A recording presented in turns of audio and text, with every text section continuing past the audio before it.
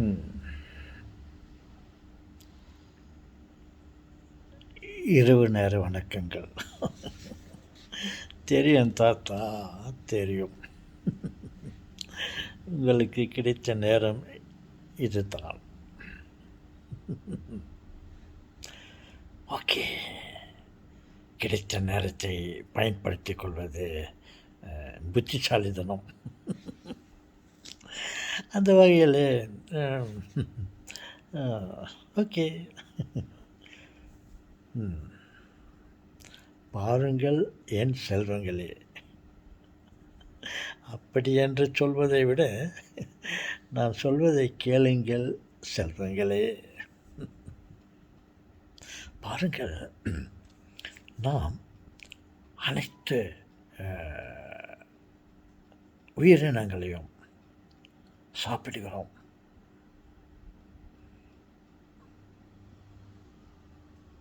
பறவைகள், மீன் வகைகள், வீட்டு விலங்குகள், அதிகமாக வனவிலங்குகளை சாப்பிடுவதில்லை.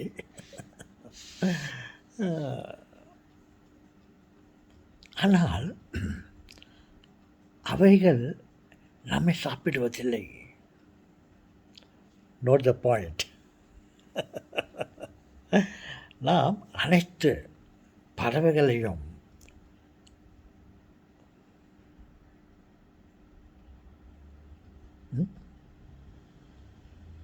மீன் வகைகளையும் ஆடு மாடு கோழி கொக்கு அதான் இருக்குது வரிசையா. ஆடு மாடு கோழி கொக்கு, கேமல், கேங்க்ரூ, இவைகளெல்லாம் நாம் சாப்பிட்டுக்கிறோம். தாத்தா, கேங்குரு கூட சாப்பிட்றோமா? எஸ், அதையும் சாப்பிடுகிறார்கள் ஆஸ்திரேலியாவில் இருப்பவர்கள். ஆனால் அவைகள் மனிதர்களை சாப்பிடுவதில்லை. ஏன் அந்த நிலைமை?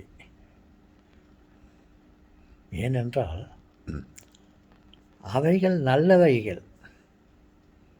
அதனால் நாம் அவைகளை, அந்த உயிரினங்களை நாம் சாப்பிடுகிறோம். அவைகள் ஏன் நம்மை சாப்பிடுவதில்லை என்றால், ஒருவேளை நாம் கெட்டவர்களாக இருப்போமோ? ஆம் சொல்லுங்களே, நாம் பாவிகள். கடவுளுக்கு விரோதமான பாவத்தை செய்தோம். பாருங்கள், உங்களுக்கு இவைகளெல்லாம் படைக்கப்பட்டிருக்கிறது நீங்கள் உண்பதற்கு. ஆனால் இந்த ஒரு மரத்தின் பழத்தை மட்டும் நீங்கள் சாப்பிடாதீர்கள் என்று ஒரு வேண்டுதல் கொடுத்தார். ஏன் கட்டளையும் விட்டார். மனிதன் அவருக்கு கீழ்ப்படைந்தானா? இல்லை.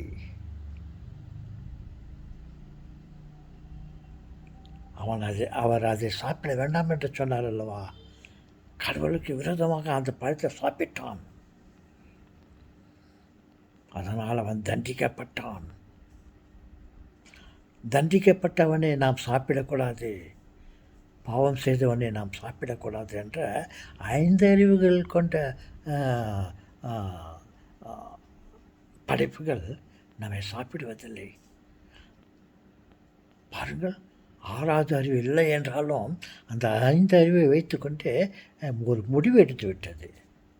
நாம் மனிதர்களை சாப்பிடக்கூடாது, அவர்கள் பாவிகள், நமது தந்தைக்கு விரோதமாக நடந்தவர்கள்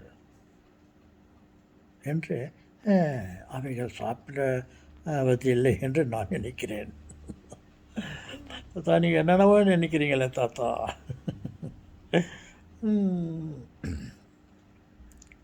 ஆம் சொல்லுங்களே, நாம் பாவிகள்.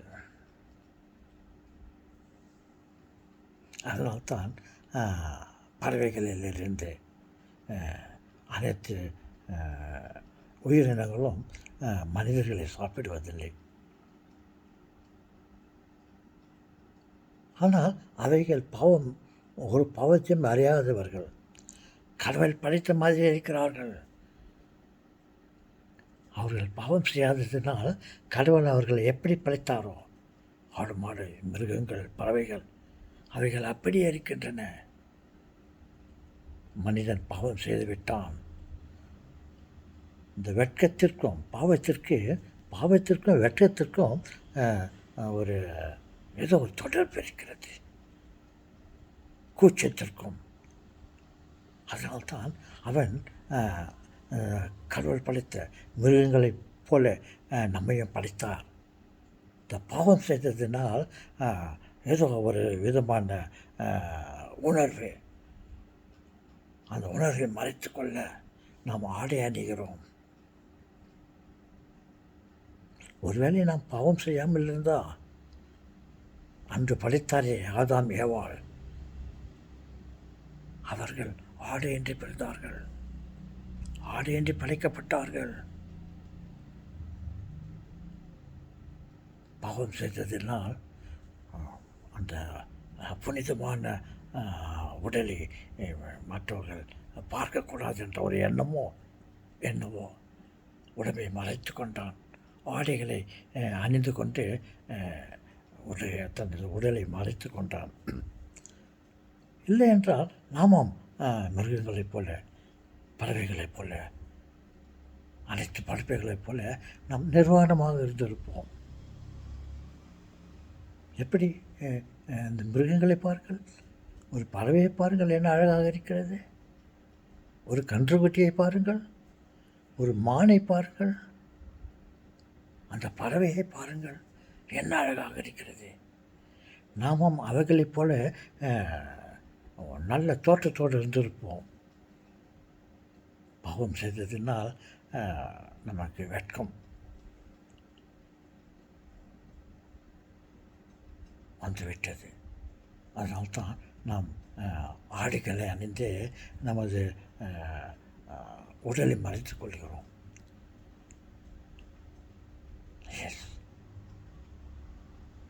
இல்லை என்றால் நாம் மிருகங்களை சாப்பிடுவது போல் மிருகங்களை நம்ம சாப்பிட்டிருக்கோம்.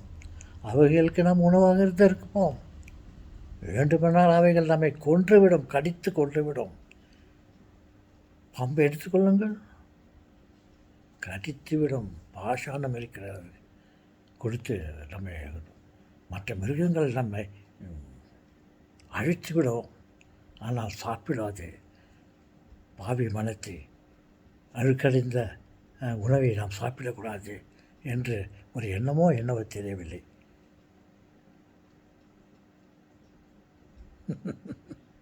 ஓகே சொல்லுங்களே, ஓகே. நாம் யாரையும் விட்டு வைக்கவில்லை. கடவுள் நமக்காக படைத்தார், இவைகளெல்லாம் நீங்கள் உண்பதற்காக என்று.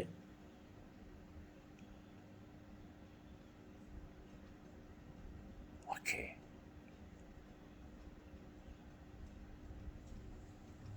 நாம் இனிமேலாவது பாவம் செய்யாமல் இருப்போமா? மறுபடியும் அவருக்கு விரோதமாக ஏதாவது பாவம் செய்தால் நம்மை அழித்து விடுவார். ஜலப்பிரளத்தை விட்டு நம்மை அழித்து விடுவார். நெருப்பை விட்டு நம்மை எரித்து விடுவார். இனிமேலாவது நாம் பாவம் செய்யாமல் இருப்போமா? தவறு செய்யாமல் இருப்போமா? மனசாட்சிக்கு விரோதம் இல்லாமல் நடப்போமா? ஓகே, ஓகே சொல்லுங்களே. மீண்டும் நாம் தவறு செய்யாமல் இருப்போம். ஒருவருக்கு ஒரு உதவியாக இருப்போம். மற்றவர்களுக்கு நாம் உணவாக இல்லாவிட்டாலும் வேறு விதத்தில் மற்றவர்களுக்கு அருவருப்பாக இல்லாமல் இருப்போம். ஓகே சொல்லலை. குறைந்தது அந்த 6வது அறிவு நமக்கு இருக்கிறது. அதை பயன்படுத்தி கொண்டு நாம் ஒத்துமர்களாக வாழ்வோமா? ஓகே சொல்லுங்களே. சுபராத்திரி. இந்த ராத்திரி